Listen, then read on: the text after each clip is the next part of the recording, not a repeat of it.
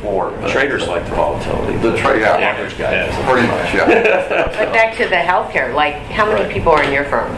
135 company-wide. And so the company pays some percent of their health insurance? Right. Are they concerned with?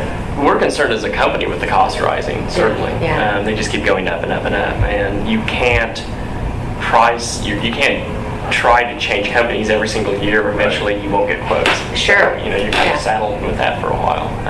But it is a concern. It's kind of us being too worried about it. It's kind of the tail wagging the dog. We're just kind of waiting to see what gets handed to us. But if you had in mind to expand and add 100 employees, you'd be thinking, but we have this healthcare thing around the corner. Right.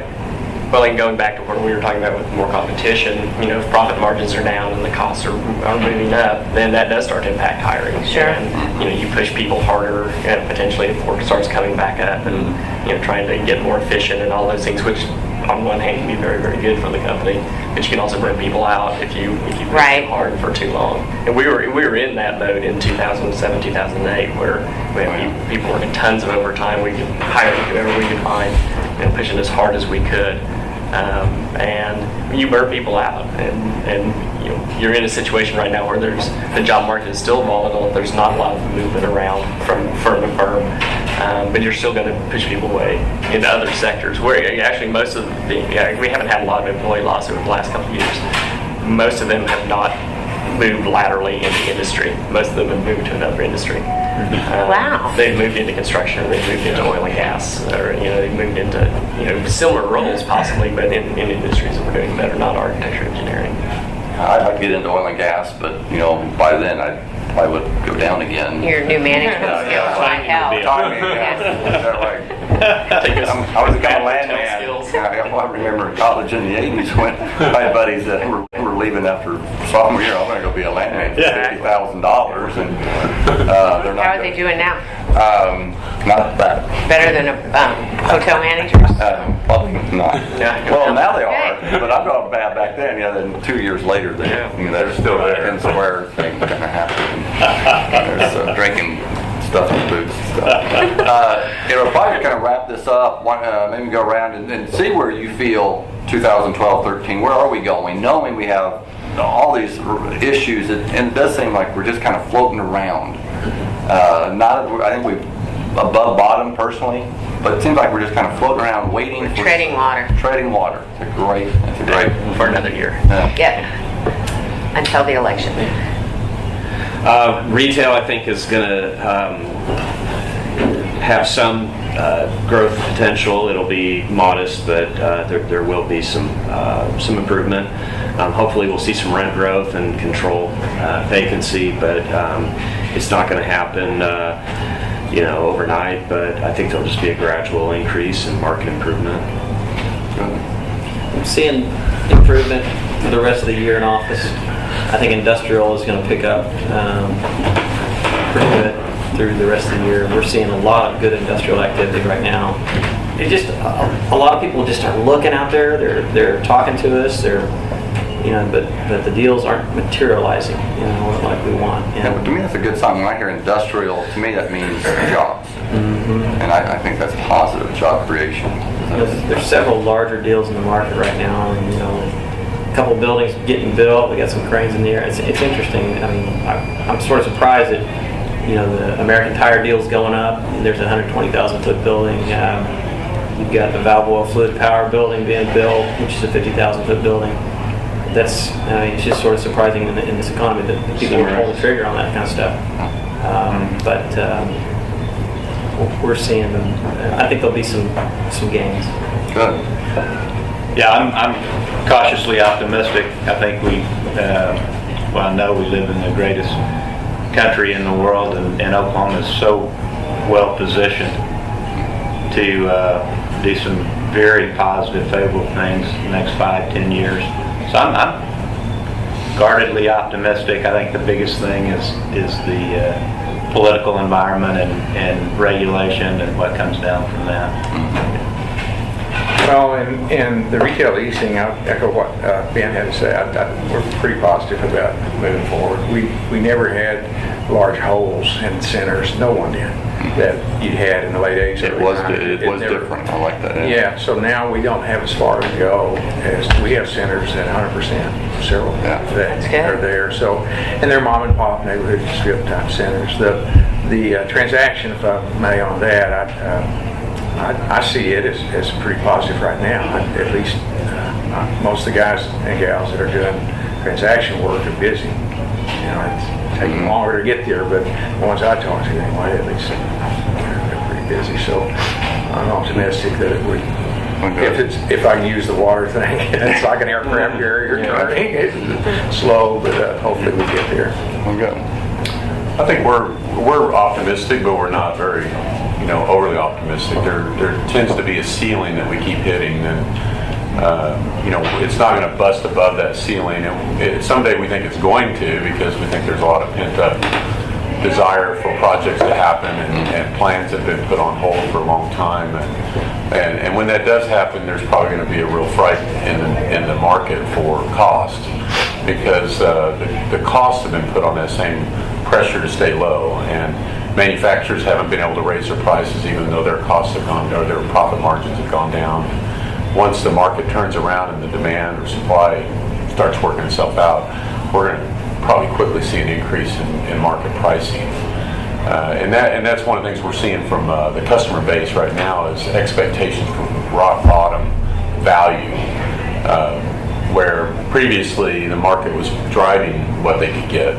Now the market's trying to drive what it can cost, and that puts added pressure on it, as well as lower profit margins and those kind of things. But the retail side, we do see activity. The small businesses, they're definitely doing projects and getting things going. Renovations are pretty popular right now, and they're taking distressed properties and making them better.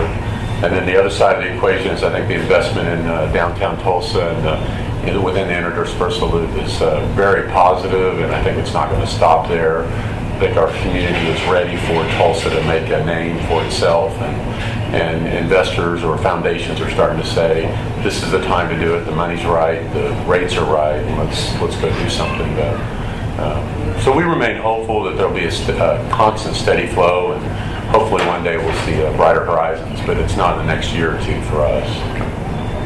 I think in the multifamily, we certainly have the buyers, the interested buyers that would like in.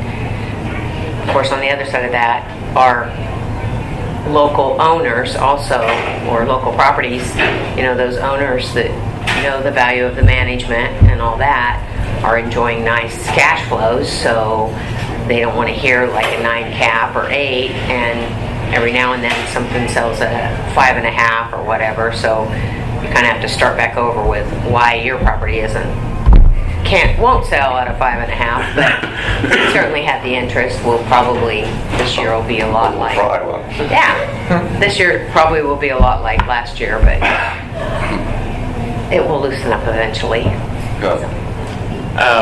Cautiously optimistic is probably the same term we use. Really, I don't see this as a recession and rebound as much as it is a reset. I mean, at least in our industry, it's a different game moving forward.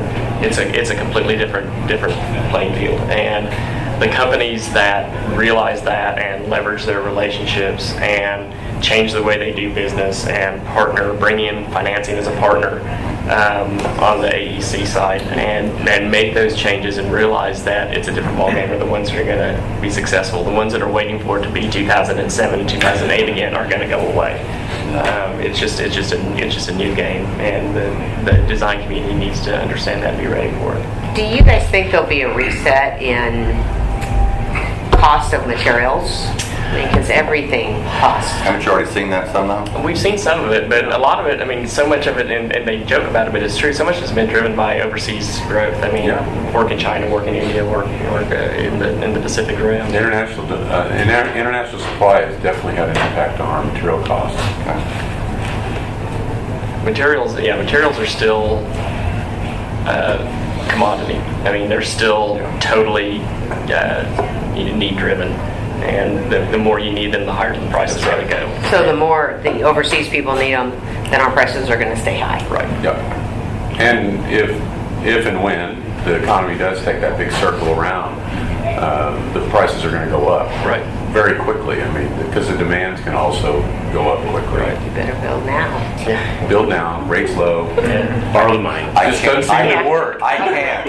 All conditions are favorable.